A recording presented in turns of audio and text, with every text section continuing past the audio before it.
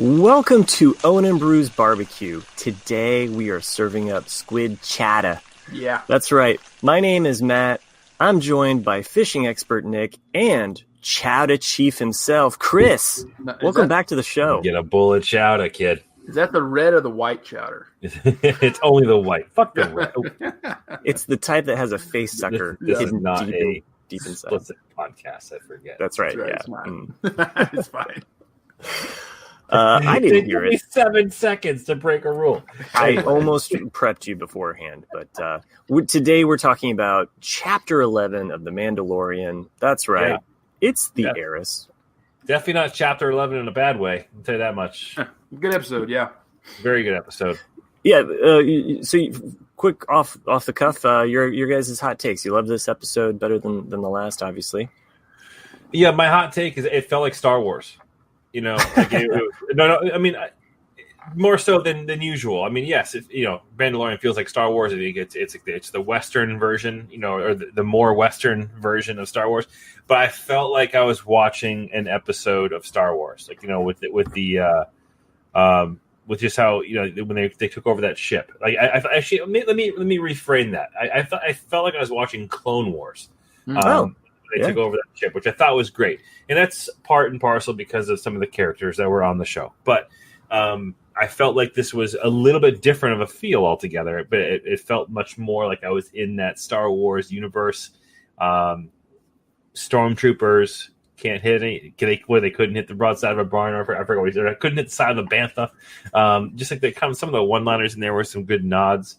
But it felt more like a Star Wars. Not that other episodes were bad because they didn't, but this one felt more like it was one of the films. So No, yeah, I agree. Yeah, I felt I really liked it. Yeah, like what you're saying. I felt it was a space western, and it had all the usual elements that make it Star Wars. Because you had the Mando and the child's bond, but then you also had the Empire aspect of it that people want to see. But people love seeing stormtroopers in the Empire. But you also had the scoundrel aspect of it too. Like of the whole pirates, like trying to get their own and then shooting them out, and then of course the Mandalorian stuff coming in. You're like, it's got a little bit of everything. I felt. Well, I think you just nailed it, man. Like I think that it's been a few episodes since we felt the presence of the Empire, and it was definitely well represented this week, which is great. I also want to just say quick take. Bryce Dallas Howard directed this episode as well.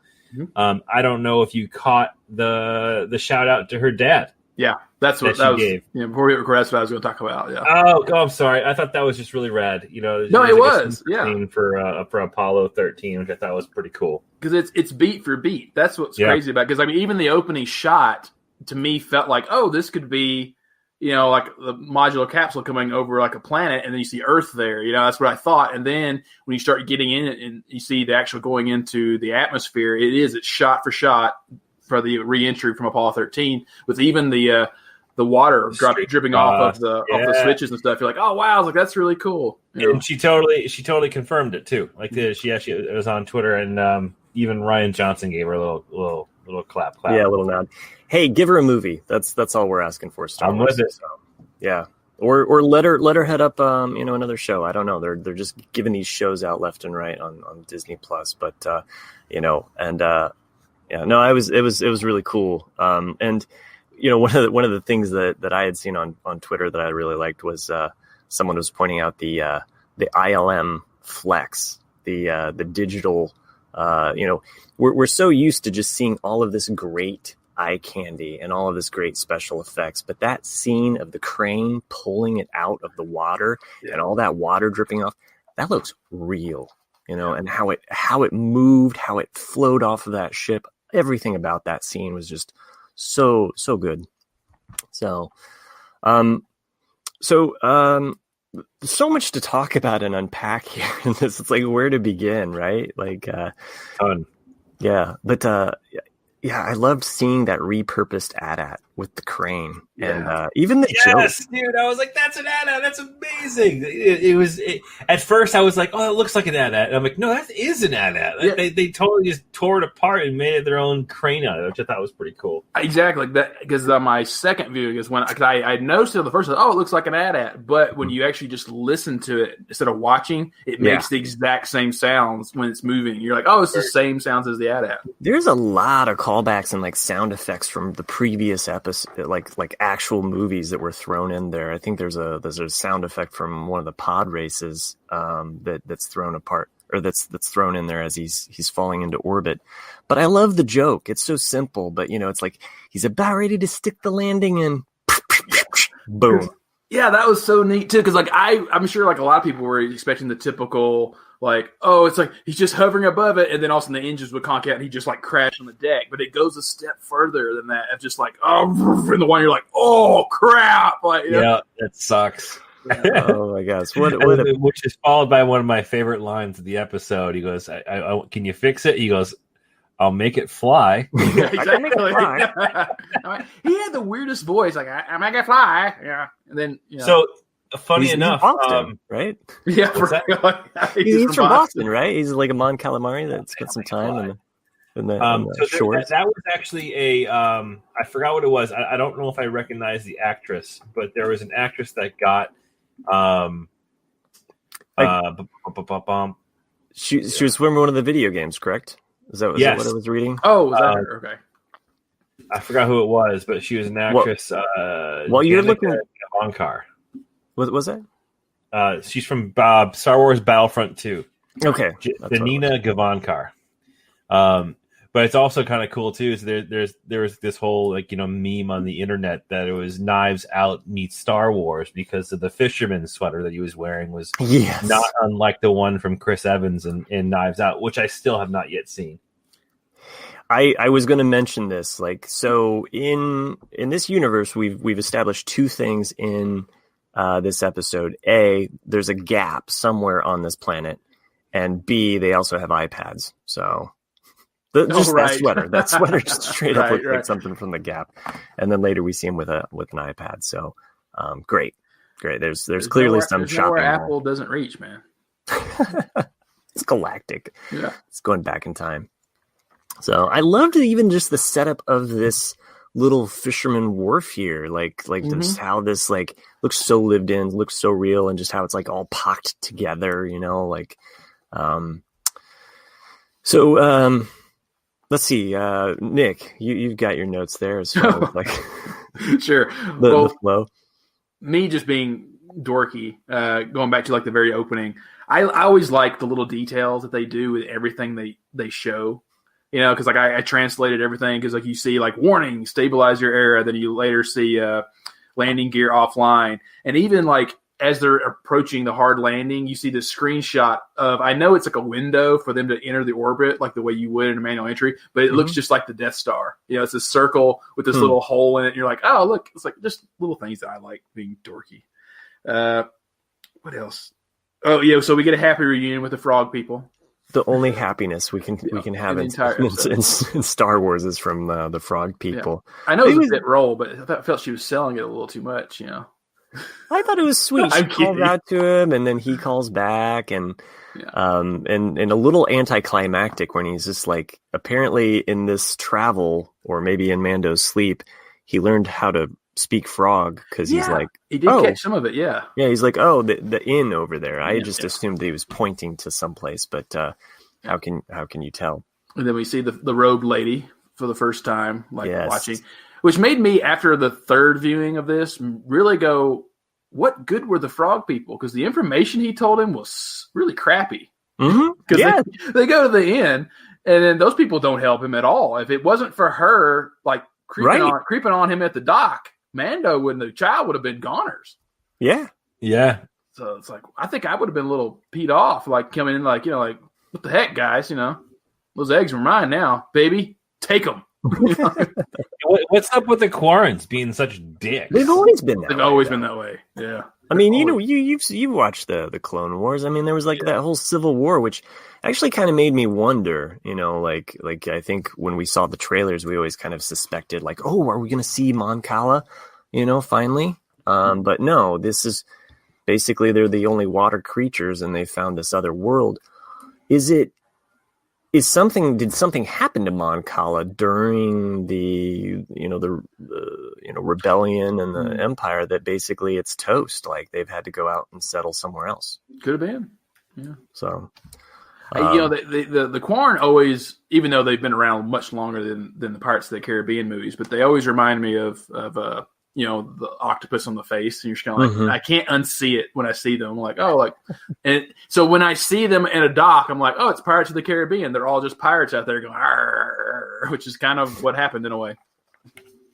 Yeah, they straight up. And as we learn later in this episode, like this is all like a black market,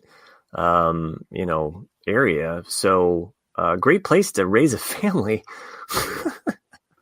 It's the only place they can raise this family, but still. Good. We kind of alluded to the opening, though. I did like it, when they're at the inn, and he just orders the chowder for Baby Yoda, and normally you'd see Baby Yoda just chow down on whatever's in front of him, but when you see it move, you're like, oh, what's that? And like another, because we got an alien reference last episode. In the second one. It's like we got another one now because like that's exactly what I thought. I'm like, God, it's a face hugger. I thought it actually was an alien. Like, I was like, are they crossing movies here? But then he's like, oh, it's a squid. Never mind. Very smooth move because he just pulls out that pocket knife and he's just like, well, that's not even a pocket knife. He pulls out his dagger and just like jabs it and kills it. You can tell it's a CGI thing. Yeah, it didn't. It's just kind of like yeah, it was a little, but whatever. I can forgive it for things. So I couldn't forgive it. I didn't let it go. Clearly, it's probably why it has a 9.1 on IMDb. Yeah, so that's what ruined the episode. That's why it has a 9.1. It went from a 10 to a 9.1 because he didn't clearly. I've seen a lot of people saying this is the greatest episode in the series. Redemption still rocking a 9.3, and I think rightfully so. It's still a little better. Not that it matters, but I do kind of check these things just to see like, oh, what is the general consensus? So I don't know if I'd say it's my favorite episode. It's definitely a great episode. I think a lot of it is just because we got the Night Owls and Bo-Katan. I think it's just that first crossover of an animated character into live action ever, and so they're just that and the first of that, and the first voice actress that crossed over. No. Who else? In the same role? Yes. Okay. Yeah. Okay. Last season, what's his name? Who voices Anakin was on the ship with Bill Burr. Oh, true. Yeah. Yeah. No, I was just meaning like she voiced Bo-Katan, and then she is actually embodied Bo-Katan. That was so. Let's talk about that really quickly. So first of all, casting, awesome. I mean, granted, yes, she was the voice, but like makeup and everything, she looked perfect, right? And here's the fun thing for me is that like I did not read up anything on this episode at all. I went into it blind. I wasn't reading up on it at all, and I had no idea that Katie Sackhoff was cast in the series. Oh, and so that was actually like a genuine surprise for me. Nice, super pumped to see that. But I have purposefully not read anything about the season or anything. And it was really cool to see, the voice in the Clone Wars embodied in the character and have them do such a good job with making her look like her. That was great. Or again, who knows? Maybe they also could create the comic or the cartoon rather based upon the voice actor, which they often do sometimes too. No, okay, so Nick and I, you and I, like we kind of went toe to toe, like trying to track down like her age, because you were at first you were like she looks good for 50, and I was like, is she 50? We were trying to figure out like exactly how old Bo-Katan is in this moment. Yeah, it's safe to say somewhere between 45 and probably 48. I'm saying 40. I don't think she's that young, but well, okay, so if she's 30 though. If she's 30 at the end of Rebels. Yeah, but think about it though, like so she's at least 20 at the end of, let's say she's 18 at the beginning of the Clone Wars, and 20 at the end, or 21 at the end, then you have another 18 years. 19. I know it's 90, but like I'm saying, like Rebels is not officially right at, but Sure. But I mean, it's very close. It's within 1 year. Very close. So as I'm saying, like you do the math, that's close to 40, then add another 7. So that's what I'm saying. She's got to be at least 45. But all right. Well, I'm saying she's 40. You're saying either way, she's been spent the last 25 years looking for a goddamn Darksaber. No, she looked for the last 7 years. Or 9 years. Well, we don't know when she's lost it, but there was a great purge, and we don't know when the purge is yet. We assume the purge is right around the New Hope, because at the end of the Clone Wars, we saw them take back over Mandalore, and so she was the not official ruler, but kind of like the person, and then we assume that the Great Purge came soon after that, because you overthrew the Empire on this planet, we can't have that, so we're going to come down hard on that. And then at some point, she lost the Darksaber because Sabine gave it to her. I was like, So for those that haven't watched Clone Wars or Rebels, and know nothing about the cartoons, which it seems like there's a lot of Star Wars fans out there that haven't, and that's fine. That's fair. But I kind of wonder though, like, do they understand that she is the heiress? Right. This is the one title that we get that is probably the most elusive title. I think all of the other chapter titles are straight up on the nose, like exactly what they're talking about. Yeah, I forgot one cool realization I had. So again, not having any idea of the casting, not having any idea of what characters are going to be in this episode. I was watching the episode and I had closed captions on. Mm-hmm. And before you are even revealed who it is, it gives you kind of like who's giving the dialogue. And Bo-Katan, I'm like, right. I saw the name and I was like, this is sick. And that was glued to my phone at the time. But yeah, so far so good, man. It was a lot of fun. You guys might not know this. I just think it's stuff like that I just find interesting because Dave Filoni created the character Bo-Katan, and he got the name from 3 different things. Well, 2 really, but Bo, because his cat's name is Boogie, so Bo for short, and then Cat for cat, and then his wife's name is Anna, and so like Bo-Katan, that's he combined those 3 sounds to make that name. That's kind of like his baby. It's pretty cool. And the name of one of the other night owls that we see with her, Axe Wolves, gets his name from George Lucas of all places. So really cool that the old maestros coming in to just throw down some things here. So and what a cool name, Axe Wolves. So the other night owl is Casca Reeves. I believe that is how we would pronounce her name. That is the one played by Sasha Banks. So, and I'm not a huge WWE fan. I guess I am on the surface, but not in general. So I didn't know that that's who it was. I didn't know who she was either. She had a familiar face, you knew she was somebody from something. But then I was on Twitter afterwards and saw that it's Sasha Banks from WWE, which I thought was kind of cool. I mean, you have two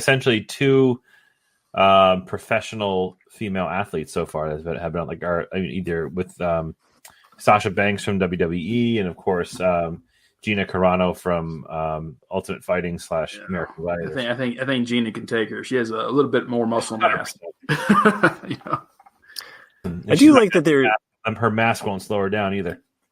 I do like that they're continuing to bring in the people that can actually do some of these action sequences.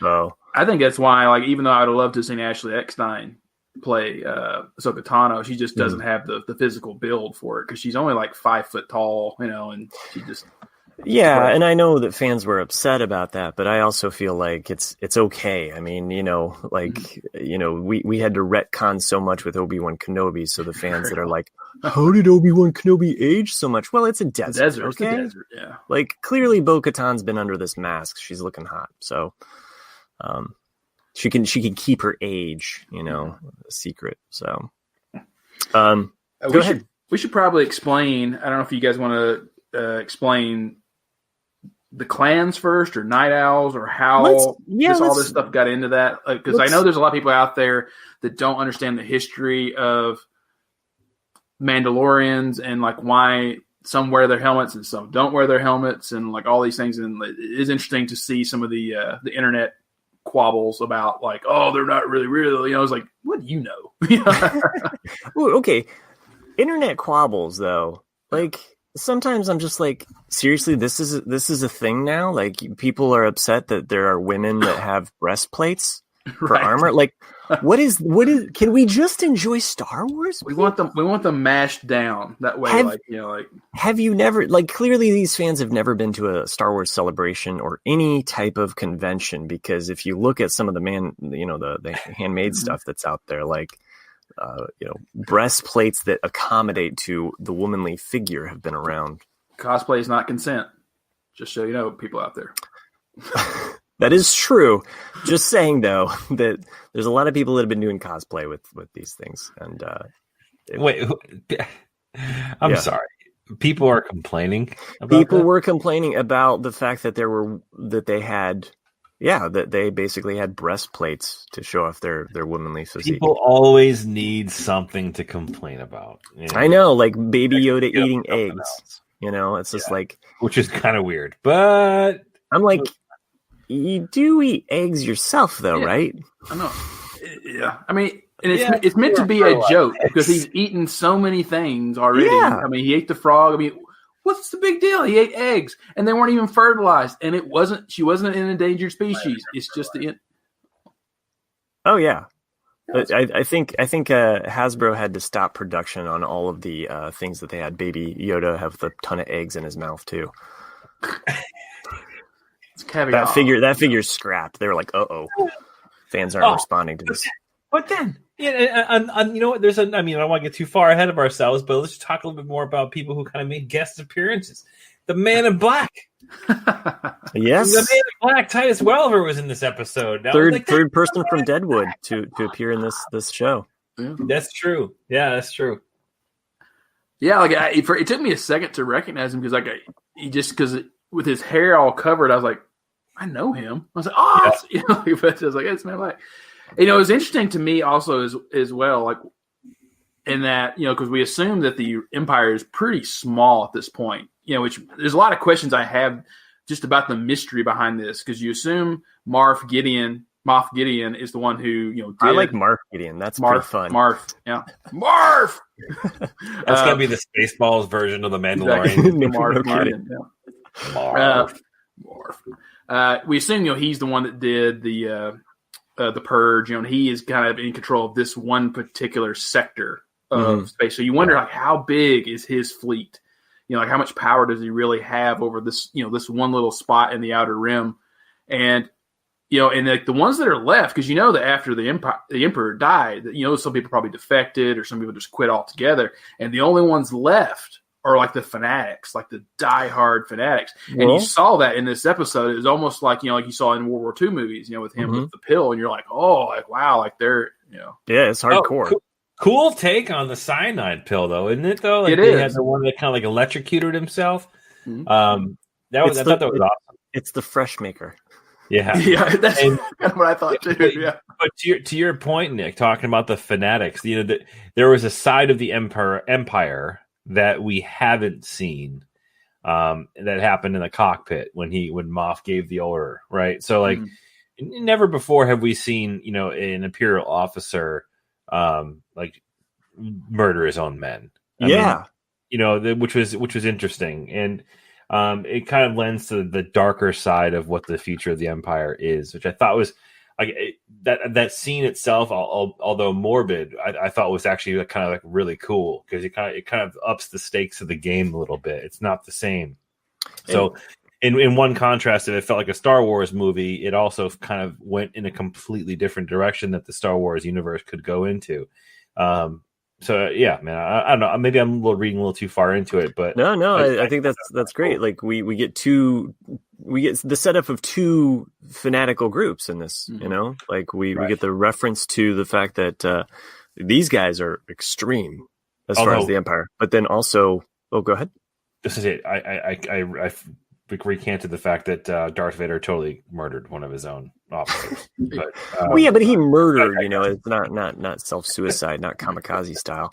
But we also get the what we've always thought that, and this will get to your point that you were trying to get to, is that we had suspected that the Mandalorian was rescued by a fanatical group or somebody that would be more of a religious kind of sect or something that would be a little, well, I compare it to a religious sect, and the fact that there's a splinter or they've gone off and they are very extreme about the old way, essentially.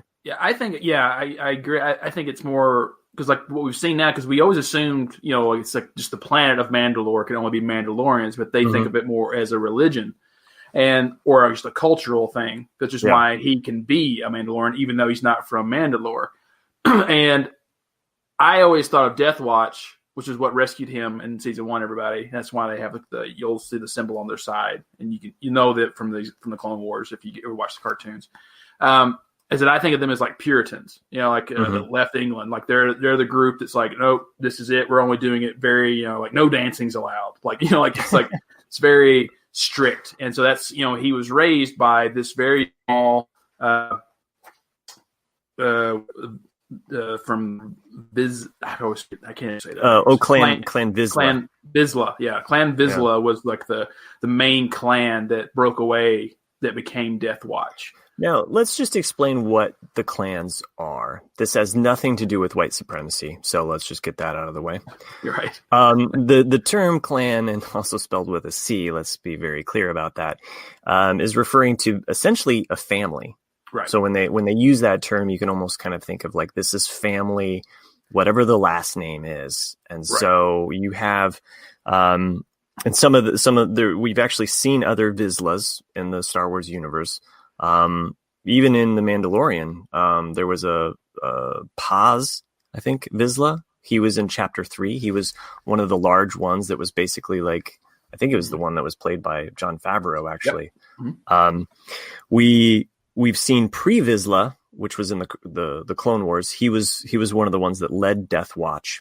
Mm-hmm. And then there's also Tar Vizsla, Tarre, and he is the person who was a Jedi that was Mandalore and created the Darksaber. Yes. Darksaber. Yeah, he brought the Darksaber. For anyone also that still might be having a little bit of a trying to understand what a clan is and a house. Yes. Ones is that I always try to think of it like if I explain, like if you watch the Game of Thrones, it's the same thing, and that like you have like House Stark, but you also have Family Stark, and so like exactly what Matt is saying. So like for example, Bo-Katan is of Clan Kreese, but she's also of House Kreese. So like House Stark, Clan Stark, same thing, in that you have your own family all loyal to this one particular house. Well, you can have different clans loyal to a house. So your clan could be, Clan Nick, let's say, but you belong to House Jay and Jack. Right.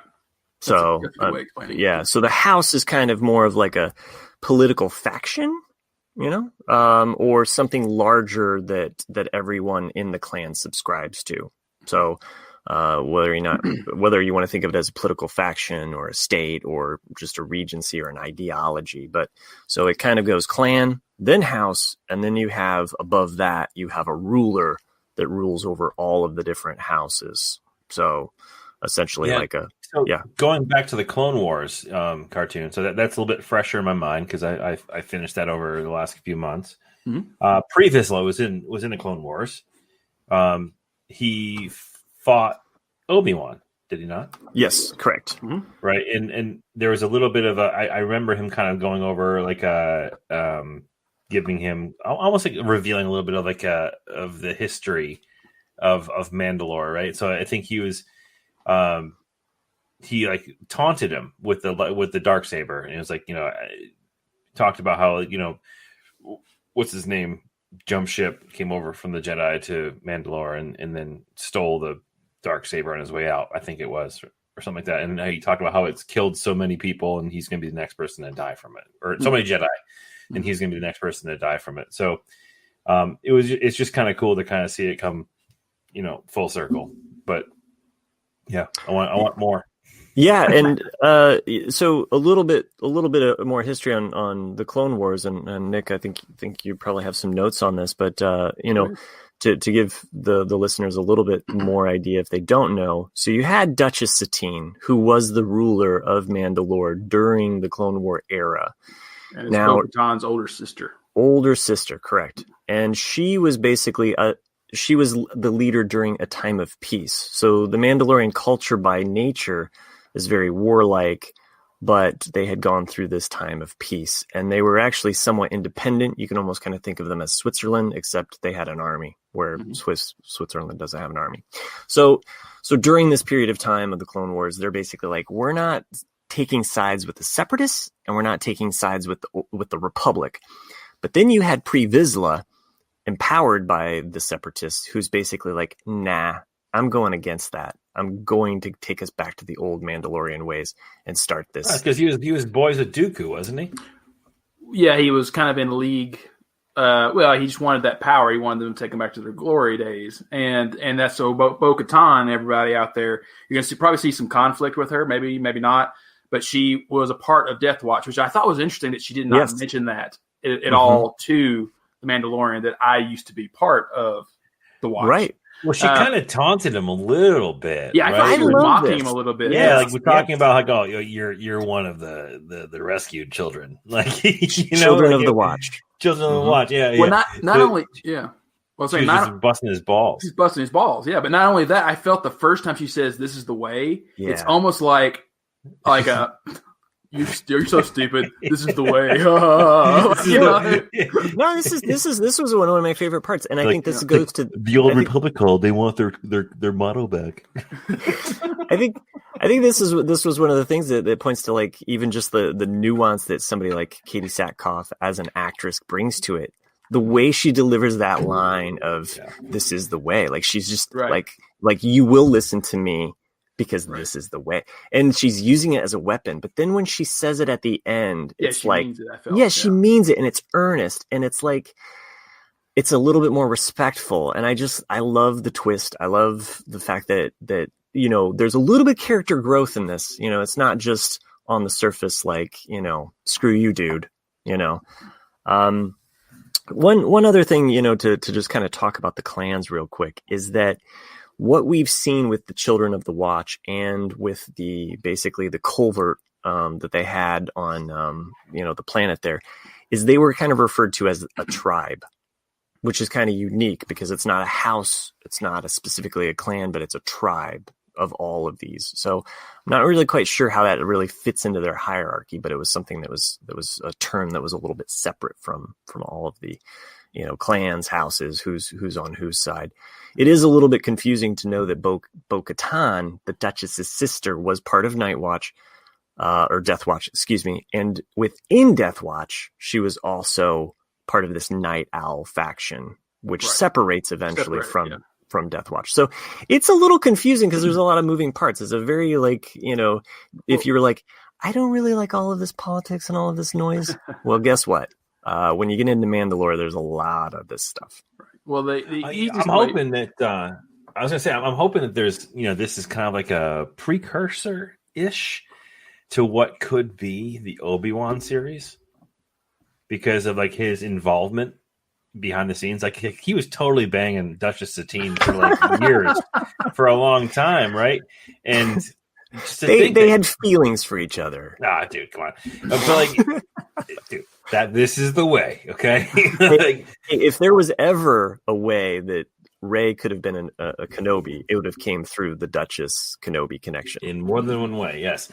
But I don't know, man. Maybe we're going to see a little bit more of that. I mean, because if you think about what can they market to, it could be a tie-in to the Mandalorian of sorts.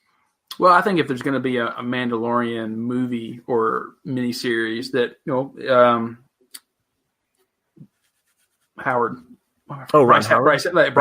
Bryce Dallas Howard could direct, I think there could be a Purge movie. I'd watch it. That's because it's an interesting little thing that they've still not shown, and I always wonder because we really don't have a dead set time of when the Purge happens. But slight spoilers for Rebels, we learned that Sabine Wren of Clan Wren, by the way, she is someone who designs a weapon that is used against the Mandalore, and we don't know if that was used part of the Purge, but it happens pre A New Hope.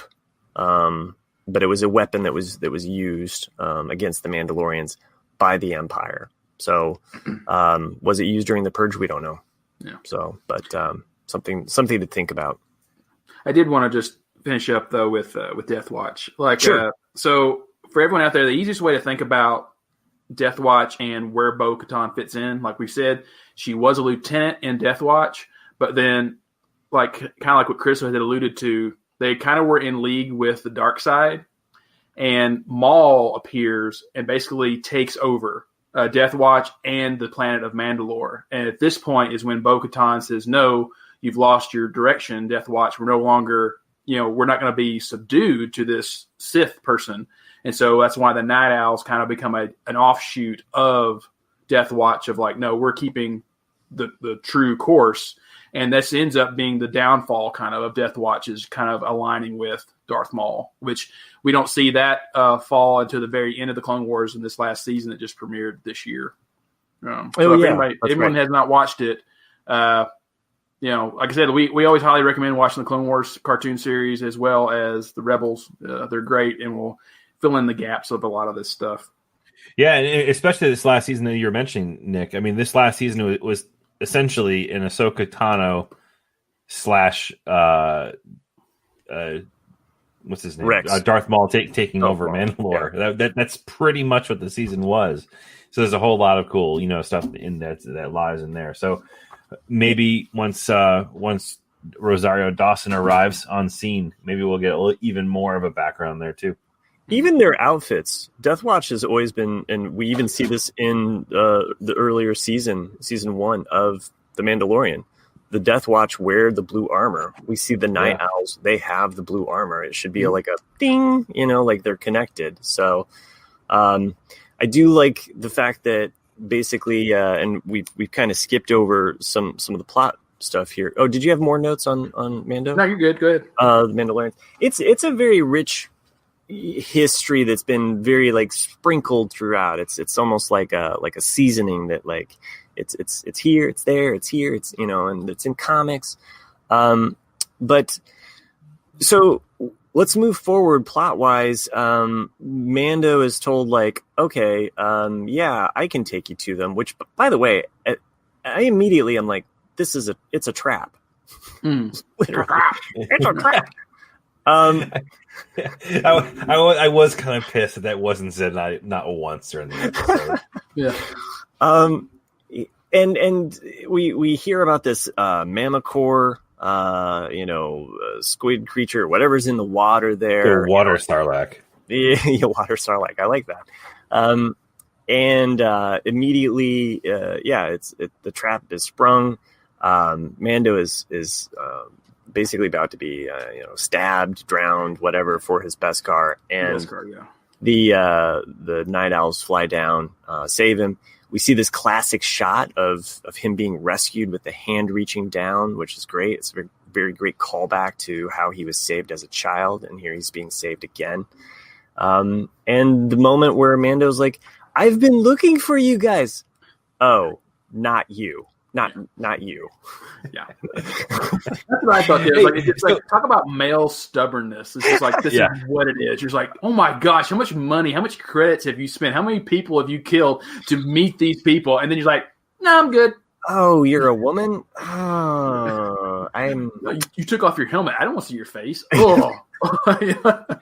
Gross. So, is this the first time, not including Naboo, and maybe like for a half a second during Attack of the Clones, is this the first time we've been on water in Star Wars universe, like on a boat?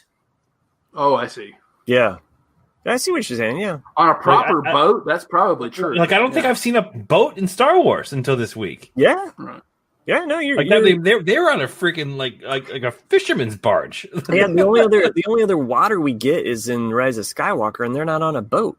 Yeah, I didn't even. Yeah, you're like, man, I know. We're skipping. But I mean, and Naboo, whatever, Gungans, eat it. But like, and then there's, but I don't think. I mean, we've been on like the underwater whatever. They've flown above water a number of times. But I don't think we've ever been on a proper boat in Star Wars. That was kind of cool. There was also just talking about going back to Katie Sackhoff and what she brings to the character during this scene when he's still sitting before they take it's after they take their helmets off. She actually does look down at Baby Yoda and kind of gives this look of, it could just be intrigue, but it's one of those moments of like, because I don't think she ever met Yoda, right? But it could be one of those moments of like, what is this thing? Or like, like I don't know. It just kind of made me curious of what her thought was in that moment when she's looking down at him. You know what I thought? I think her thought was she was thinking, this is a good time for a commercial break. So bad that I would put that in there, but I'm waiting.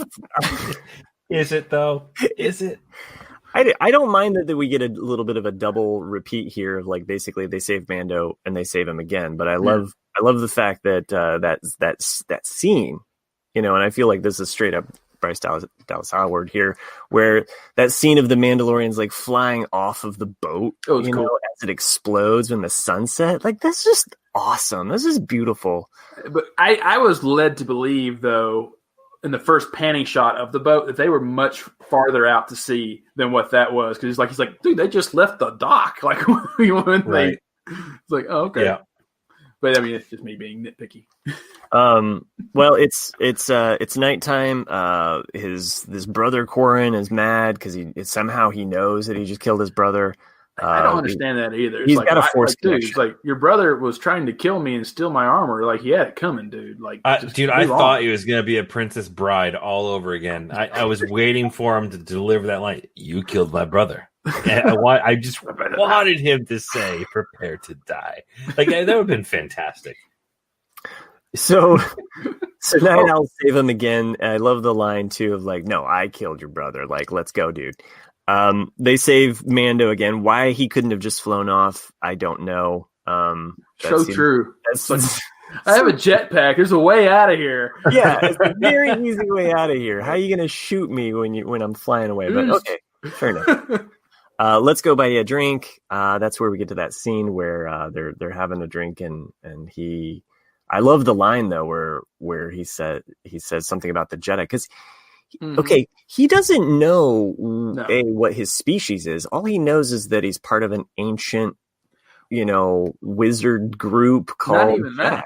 Yeah, like, the armor said that, because he said that he has the power, to move things. He said, there were people like him called Jedi, and that's all it is. Like he doesn't understand that it's a religion. He doesn't understand that it's a power. He just knows that's what they're called. As far as what we know. Yeah. As far as what we know about that's what's great. Like this episode to me really, even though Mando is really worldly in languages and like he has a lot of life experience, he's really naive and gullible when it comes to a lot of things. And like you see that with the conversation at the bar of him talking about like, Mandalore is a cursed planet, and all this stuff. And like, I did like that though. I mean, it may have like alluded to the fact of like what he's been taught as a child of the Watch. Mm-hmm. But I love that. What do you know of the Jedi? Right. They killed, one of them's responsible for the death of my sister, basically. Like, she could have straight up said that. They had a kid. Her name's Rey. Yeah, no kidding. Perfect timing. That whole Emperor thing, we're just going to slide right over that. Yeah. So anyway, apparently, Mando has a perfect, perfect opportunity to get a babysitter. It's so hard for me to find a babysitter, but man, he just babysitters left and right. They ask him to help out with his attack. He takes the child to the frog people.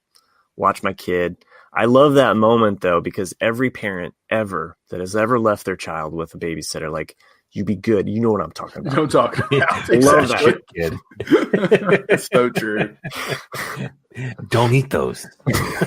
And how many of you guys later at the end of the episode were just waiting for them to move their head and then him because he has his hands right next to it. You usually expect him to go any second, no. Now, see, here's where I kind of thought that there was a lesson learned here.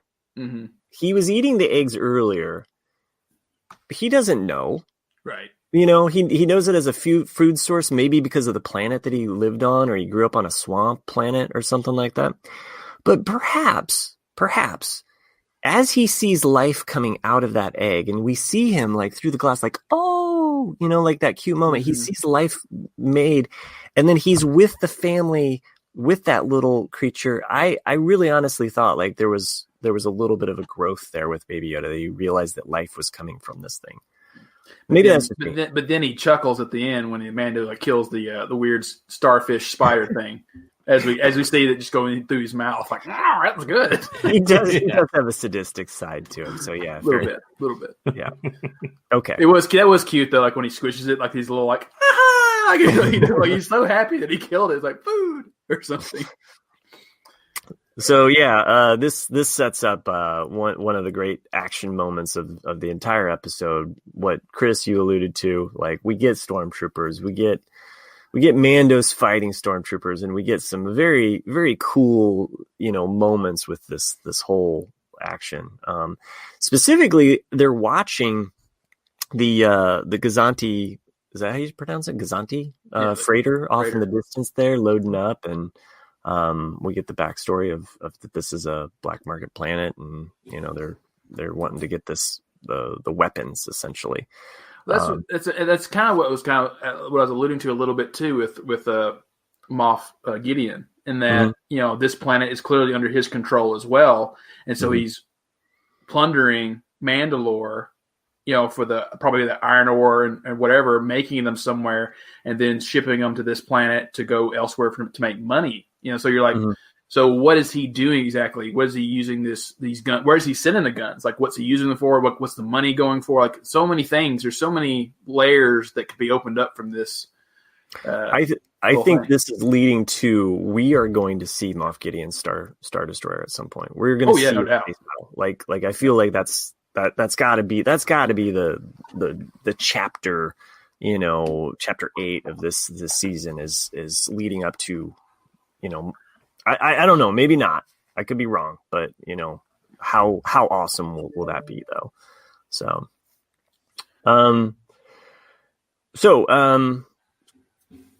the other one thing that I wanted to just point out is watching that Gazanti freighter lift off and the exhaust that's coming off of it. This is another special effect moment that I'm just that is just so cool. That was awesome. Yeah, it's the little things, but seeing that little bit of atmosphere, that exhaust coming off as it's rising, and some really funny moments as they attack this ship, including there's at least 10 of them. Yeah, I know. Yeah, because that's the way you would exaggerate when you're when you're seeing everybody just die like that. Oh my God, there's at least 10, maybe 12. I'm and then me just being is the guy in the cargo hold, the officer, I was isn't he a little old to be a lieutenant? I was good God, man, you're 50-something years old and you never met past lieutenant? That's all they got left. And clearly he's not that smart either. He's not. He's a total worm. He's standing there all brave, okay, I got my shut the doors. Yeah.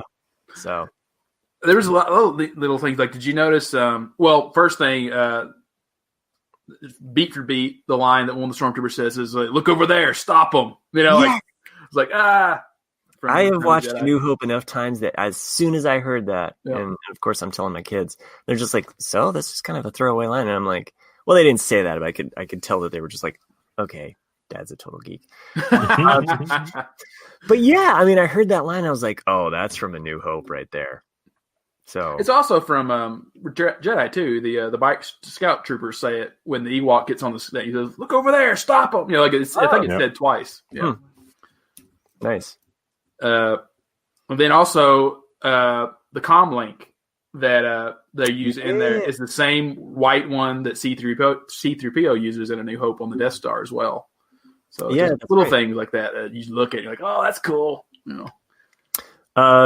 We have confirmation that there is actually tea in this universe. Yeah, for real. Put the tea on. Yeah. So, I mean, I think it was just like a little jab at like how they are so aristocratic and they're I mean, they've always been a little bit usually played by British, actors. So. Oh, we should probably, just because we're leading to that point, when they actually take the bridge, we've already talked about, Men in Black and all that, but Bo-Katan is really interested in finding Darksaber, and we haven't really talked about what Darksaber is, other than like it was created by a Mandalorian who was a Jedi a long, long time ago. But also, the Darksaber is kind of like King Arthur's sword in a way, in that it's the symbol that unifies the Mandalorians, and like this is what the leader holds. Yes. And she was made the leader of Mandalore, but obviously because of the Purge, she didn't have that title for very long. And so she wants to get it back so she can reunite her people. That's her motivation for anyone out there. Yeah, and I think that's fair to say, like, that this is one of the first episodes where we actually have a little bit of an undercurrent of like you kind of got to be in the know. Mm-hmm. And I like that the fact that like the Mandalorian has never seen the Darksaber. No. At all. He doesn't know about her quest. He has no clue. I mean, he basically Mando explains to her, at some point, and she's like, "Dude, I am the queen." Like, like he has no clue. She's just some random person to him. She's just like, okay, whatever, dude. Okay, like you're in the knee. Yeah, yeah, totally, yeah. Totally. So, but I love this whole sequence. It's great. You can watch it again and again. And just the effects that Gazanti freighter as it comes down and just on the water and all that mist coming up. And, you have that moment where she's basically like, "Hey, you're kind of good in a fight. For real. Why don't you come with us?" It's a very Han Solo move. That was one of my, I have several questions written down here for like, after we kind of do the recap, but that was one of them. Is like, do you think, because she says like, you're sure welcome to come with us, and like, do you guys think that he'll meet back up with them at some point and possibly will, like maybe just ride off in the sunset with them, or like actually become a true Mandalore? Or another follow-up question would be, do you think he will abandon this, the Death Watch code, and actually eventually will take off the helmet and kind of say like, oh, I don't have to be a fanatic, just good. I think if Pedro Pascal has his way, yeah, because I know he's kind of tired of wearing the helmet all the time. I would be too. So I want to know how those three with the helmet on, their hair is always spectacular, but then like he takes off his the one time in season 1 and he looks like garbage. Like she's like, it's got to be that heiress bloodline, right? I mean, like she doesn't age. She's constantly taking it off. The hair is flowing. It's just like, what the hell? Makeup spot on. She's got that cool headband. Maybe it's that headband. It's the headband, yeah. That headband. That's the air conditioner he needed when he was walking through the desert last episode. I think you're right. I think, Chris, I know you may or may not work for Apple, but do they make something like that as a headband, an Apple headband?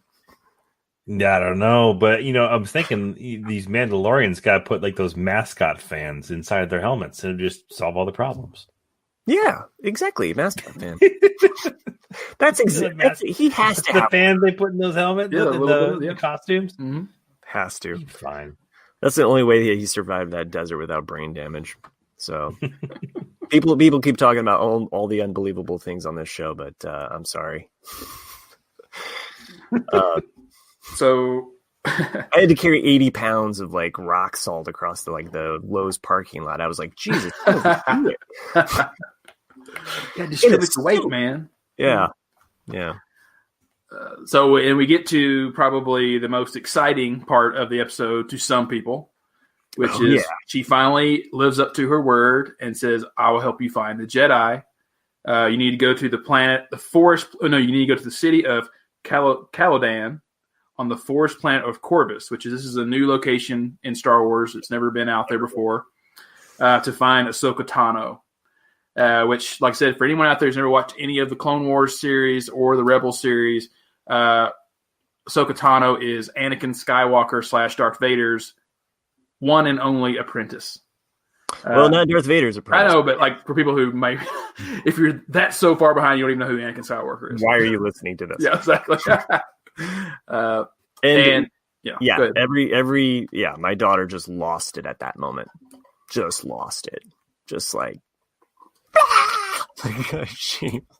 That is all she's been waiting for, and they can't kill her off. You cannot introduce Ahsoka Tano and kill her off, like, not in one episode and not in one season. Like, you have to establish this character. She is just too larger than life. Yeah. I think she'll be just like in Rebels, like you'll see her every now and then, but not as like a main, thing. To your question though, Nick, Ahsoka Tano. The Night Owls and their quest, I feel like there's a convergence, where we're going to see these storylines maybe even overlap a little bit. Well, these are some of my questions, and I'll go ahead and get some of them right now. It's like, so when we see, I don't think it'll be next episode. I think next episode we're going to get the reunion episode, with Cara Dune and Grief. Grief. I think we'll see that because the next episode is directed by Carl Weathers, so I assume it's back on that planet, and then we won't get to Ahsoka until the 5th episode, which would make sense because that's the one that was written by Dave Filoni, and only he can really write Ahsoka Tano.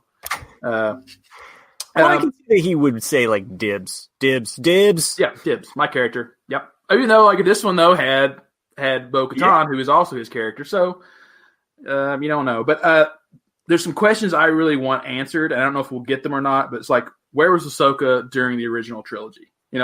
Is she still out there was she still out there looking for Ezra Bridger? And if so, was she successful with Sabine in finding Ezra? And if so, will Baby Yoda go to Ezra instead of Ahsoka? There's so many things that could potentially happen with all this overlap.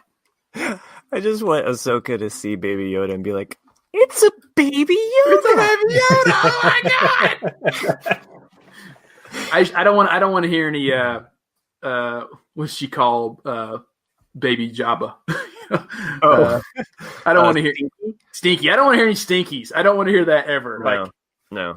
We don't need any Stinkies. We don't need any Lumpies. We don't need any Itchies. Happy Life Day, everyone. I'll tell you what I want to see. And again, I have not gotten through all of Rebels. I've gotten through maybe a season and a half, almost 2 seasons of Rebels. And I know he's in it, and I'm hoping he will make his way to the Mandalorian, judging by the fact that we've got characters that he's been in contact with, like Bo-Katan, Ahsoka, who will be on soon, and a few others. I want to see Captain Rex. Oh yeah, I thought you were going in a totally different direction than that. Okay. Yeah. What if everybody who thinks Boba Fett is from episode 2, what if that's Captain Rex? No. We and Matt have discussed this. We think it would be he's too young to be Captain Rex at this point. Like Boba Fett's the only one that would. He doesn't have the goatee. He'd have to grab the gray beard. I don't know the gray beard. I haven't seen that yet. So the last I've seen him was with Rebels. I know he plays a role in, and I've seen images of it. So I guess I haven't seen it, but like, I can only imagine, how close he was to Ahsoka. I'm with you here on this, Chris. Like, how awesome would it be to see Ahsoka and Rex settled down together, sharing a campfire on a forest moon somewhere, right, now you're just making it weird. No, I mean there's a lot of shippers out there. What if Baby Yoda is Rex and Ahsoka's baby? Now you're just being silly. That would just be weird. They were born way before Rex was even created. So see, I was thinking, Chris, you were going to go with Thrawn, because that would be, to me, like the ultimate, like season 4 or season 5. Yes. Like, because the whole time you're having this kind of like with Rebels, like you have the Inquisitors, in season 1 and a little bit in season 2, and then it builds on build. I mean, like, what if you have, Moff Gideon this whole entire time, only to be revealed later that he's working for Thrawn? And you're like, oh, that would be fucking yeah, that would be awesome. Every single Star Wars fan's heads would blow. Well, no, that's the number of people who know who Thrawn is vastly dwarfed by the number of people who watch this show. That's the only thing. Yes, but same with Bo-Katan, and they introduced her, and people that didn't even know her are just like, she's awesome.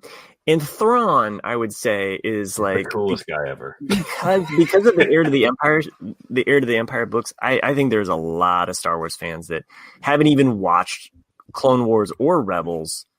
That because let's just face it, there's Star Wars fans out there that just won't watch the cartoons, and I don't know why. Because it's got some really great story, really great acting, and just do it.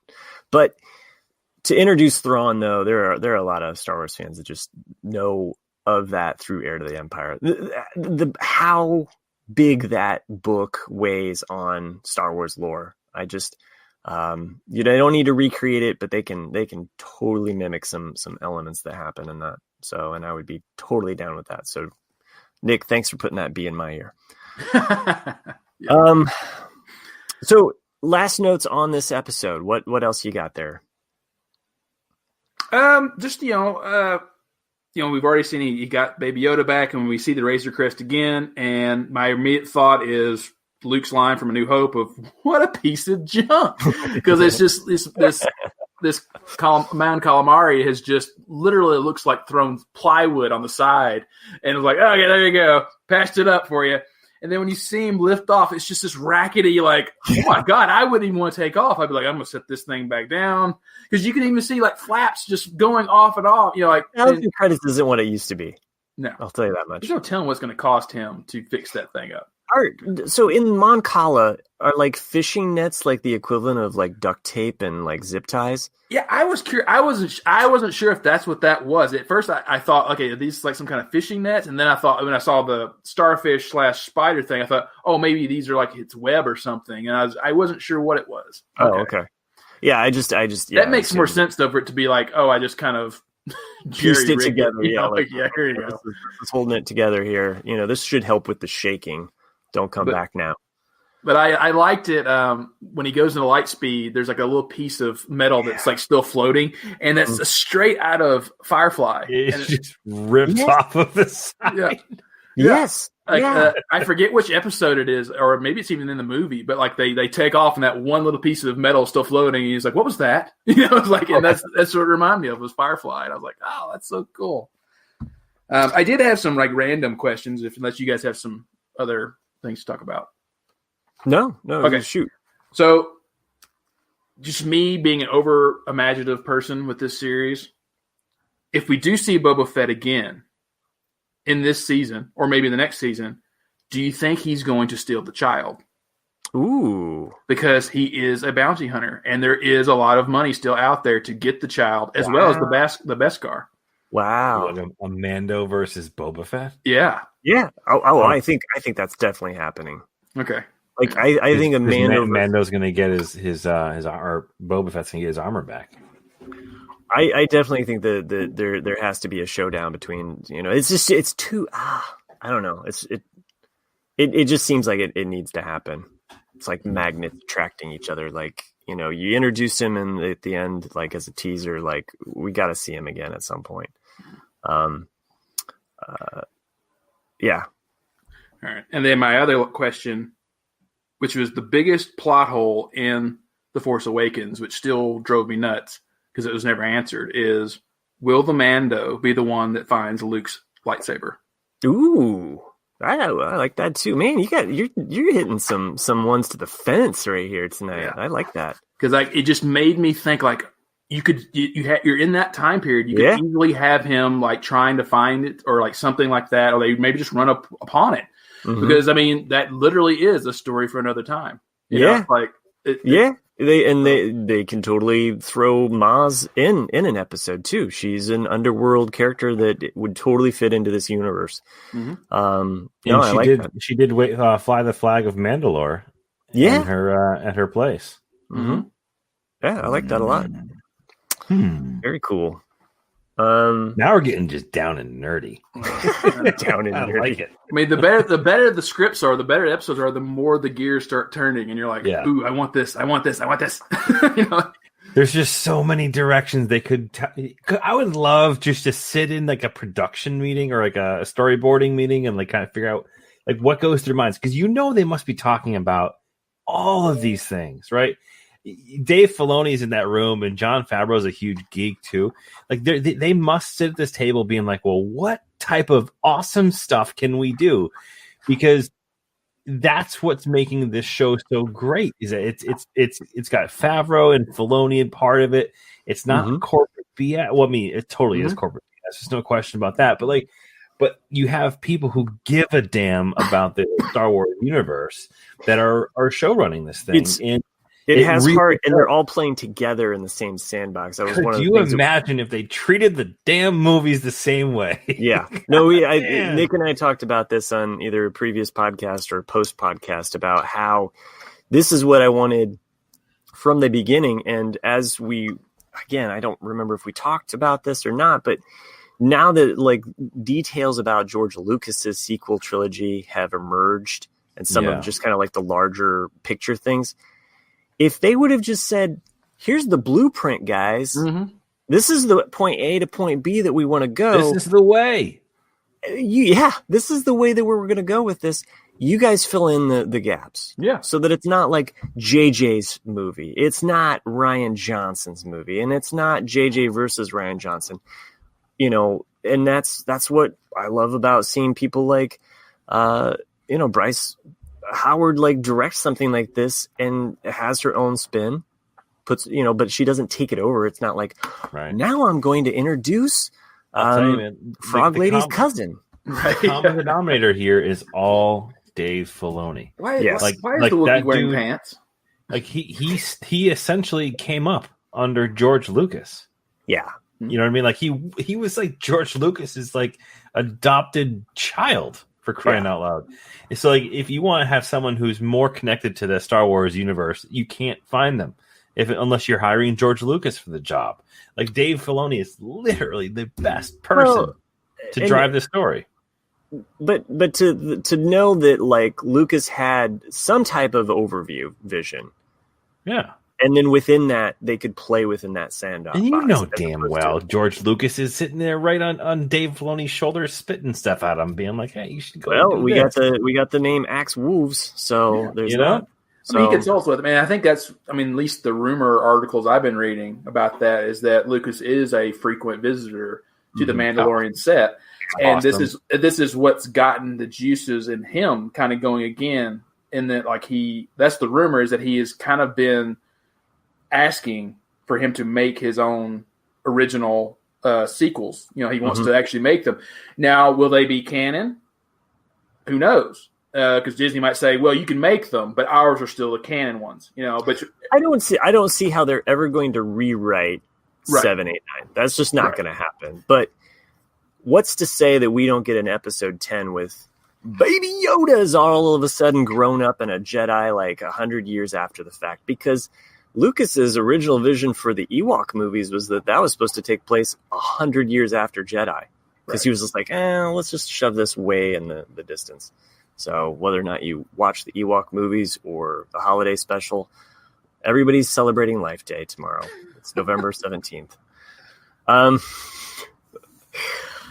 We could talk some more. I like the vision that we also get. I just, it'd be sad to not mention that the vision of the starfish squid-like creature as it looks at Baby Yoda. He's like, oh, and then it gets squished. That was neat to see it through the spider eyes too, like the multi-eyes. I was like, that's cool. I wanted to also mention that was not the first time that we saw the Gazanti class freighter. Oh no!